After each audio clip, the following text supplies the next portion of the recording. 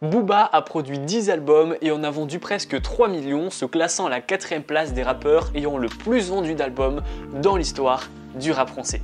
Son point fort, il a toujours su reconnaître les tendances très tôt. C'est d'ailleurs sa capacité à innover et à créer qui lui permet d'être toujours l'un des plus gros rappeurs dans le rap après plus de 25 années de carrière. Mais aujourd'hui, Booba ne s'est pas contenté de créer une nouvelle tendance. Il a totalement révolutionné le monde de la vente de projets.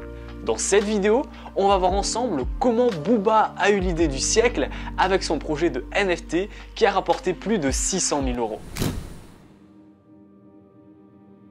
Le plus bel exemple de sa toute première innovation date de 2015 lorsqu'il a créé OKLM. Il s'est inspiré de ce qui se faisait aux US pour l'importer en France. OKLM est sorti en 2015, c'est un site, une chaîne de télévision et une radio qui lui permet aussi de pouvoir passer ses sons car il se plaignait souvent qu'on ne passait pas assez ses sons dans les autres radios. Ce joli coup qu'il a fait avec OKLM, additionné avec sa marque de vêtements, son propre label musical, sa marque de whisky, etc.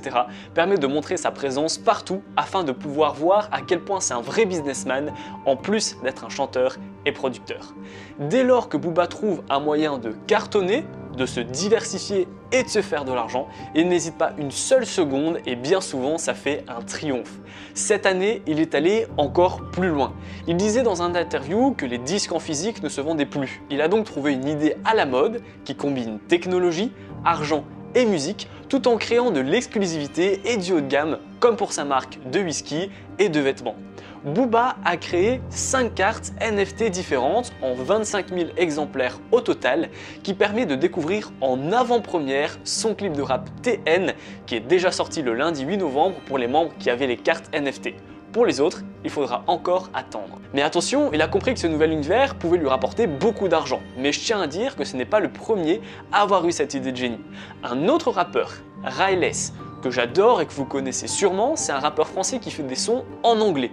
Lui aussi a sorti des sons en relation avec les NFT et son idée date d'avril. Il a donc une belle avance sur Booba. Effectivement, depuis avril, Ryless sort un son par semaine et chaque son est représenté par une pierre. Chaque pierre est un exemplaire unique, la personne possédant la pierre récupère les fichiers audio originaux du son, a cappella, instru, mix original, en plus d'avoir un accès au prochain concert gratuitement. Booba s'est peut-être inspiré de Ryless pour son projet NFT, tout comme il s'était inspiré de World Star Hip Hop qui fait 44 millions de visites par mois aux US pour son projet OKLM. Pour revenir sur Booba, il a décidé de sortir 5 cartes en 5000 exemplaires chacune, qui fait donc un total de 25 000 exemplaires.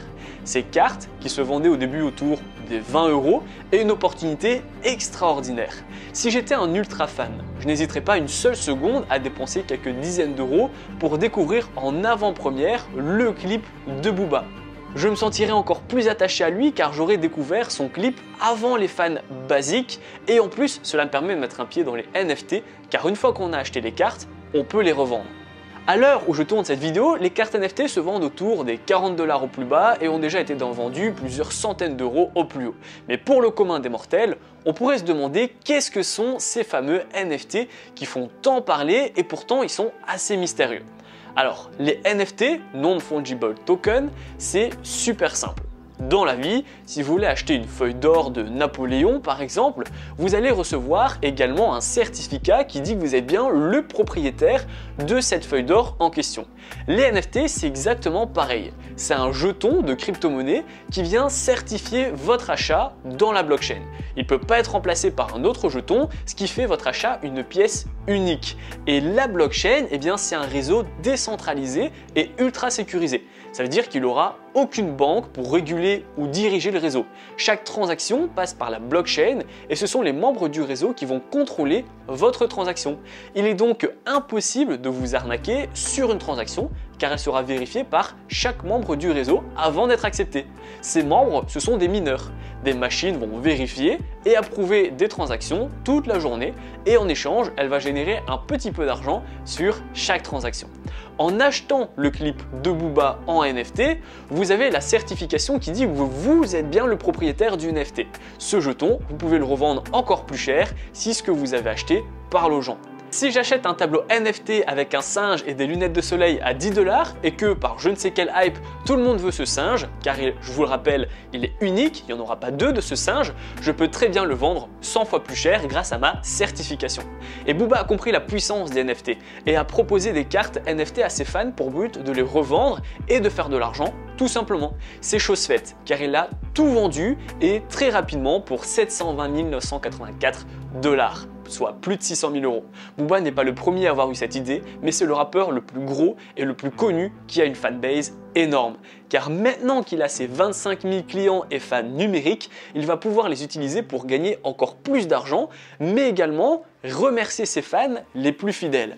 Par exemple, il a dit qu'il allait remercier ses fans avec un tirage au sort entre les propriétaires de ces NFT pour les récompenser.